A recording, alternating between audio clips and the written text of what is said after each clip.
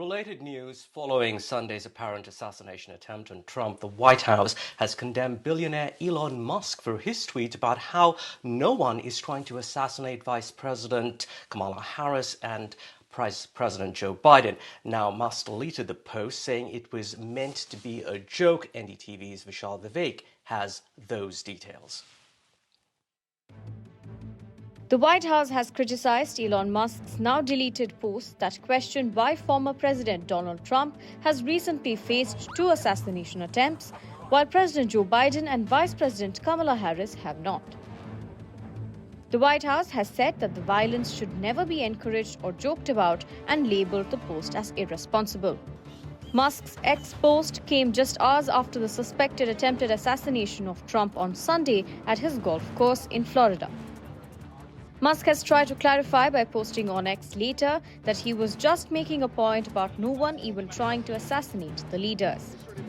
When flagged that some people might be misinterpreting his remark, he agreed to delete his post. The US Secret Service has also reacted to Musk's post and said it is aware of the issue. Tech billionaire Musk is a close ally of Trump, but that wasn't always the case. In fact, just 2 years ago, he had posted on X that it's time for Trump to hang up his hat and sail into the sunset. Musk then went on to endorse Trump's Republican arch-rival, Ron DeSantis. However, the relationship over the last few months has reached new heights. It can be recalled that right after the first attempt on Trump's life, Musk posted a video of the Republican candidate saying he fully endorses the 78-year-old.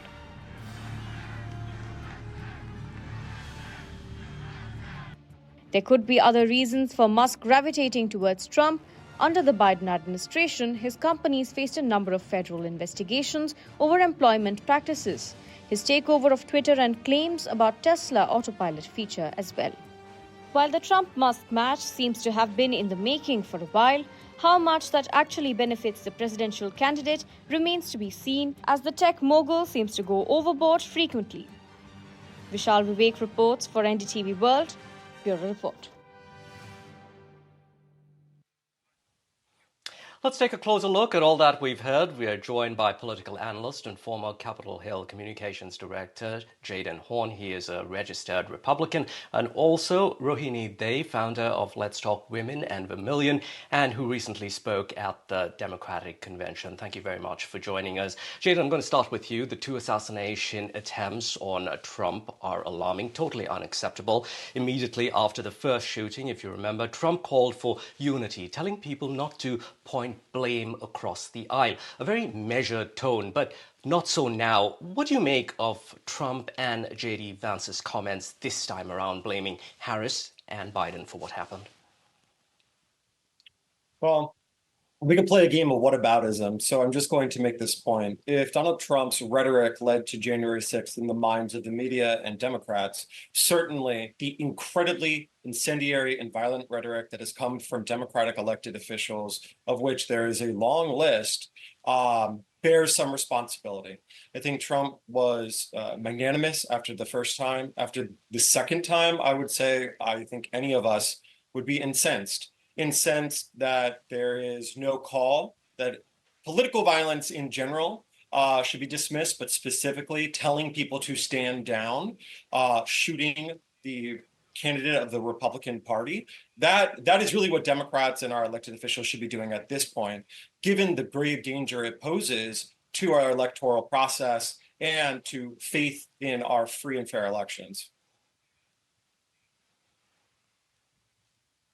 Rohini, do you agree with that the blame rests here also, maybe if not on the whole, but at least partially, on the rhetoric that we've been hearing from Biden and Harris? So I'd fundamentally disagree with that. I first want to thank you for having me on here. And I think this is a bigger picture that we need to look at. It's not just this one assassination or even 2 that stand alone. It's the last 6 years. We've come to the cusp, which is the most enormously divisive in US policy, US society. And this is a continuation of whether it's the January 6th insurrection, or whether it's mocking Nancy Pelosi's husband's near fatal injury, whether it is putting US election workers at death risk, whether it is Trump calling for General Mark Milley, his 20th Joint Chief of Staff, a punishment equivalent to execution for disloyalty, or a bunch of hate spewing demagoguery, which is Trump's fundamental platform. That is really what he stands for. That is the basis of his popularity and the basis of the MAGA movement. But it's not only Trump and his demagoguery and the fealty of, Musk or Vance or whoever his sycophants may be. But there are two other things that are equally important. The second is the silence of the Republican Party, which is allowing him to get away with this kind of divisiveness and equally fostering it just in the name of power over fundamental values. And the third is that the US is such an unfettered, ridiculous gun rights nation, which, takes an antiquated aspect of its constitution and allows people without background checks, without licenses to own assault rifles. So you add this up, and naturally, this is what it comes to, not only in elections, but across the board. Right. Jaden, just taking a bit from what Rohini just said there, if the aim is to calm things down, bring down the temperature, then such kind of remarks will just, to me at least, have the opposite effect, because by virtue of saying no one has tried to kill Harris, for example, isn't that in fact actually inciting more violence? I think that's a really neat conceit that the Biden administration and the White House did there. I think it is a valid point. No one on the right is attempting to kill the Democratic nominees. And what that tells us is the rhetoric that is coming from the left that says that Donald Trump needs to be eliminated, that he is a threat to democracy. And this is not limited to Donald Trump. Let's not forget that Steve Scalise and congressional Republicans were almost completely eliminated by a Bernie Sanders supporter. And it was the type of rhetoric saying that they were fundamentally dangerous to our republic back then that drove a crazed person to do it. So I'm not blaming Democrats only. I certainly believe that many things that Republicans have done have contributed to this. Much like the immigration issue, there's blood on both of the parties' hands here in terms of their rhetoric. We need to get back to discussing policies, but I will say one point. There's been one successful assassination of a former head of state in the last decade, and that has been in Japan, which is some of the most strict weapons laws on the books. And so crazed people will do crazed things, and they are driven by rhetoric.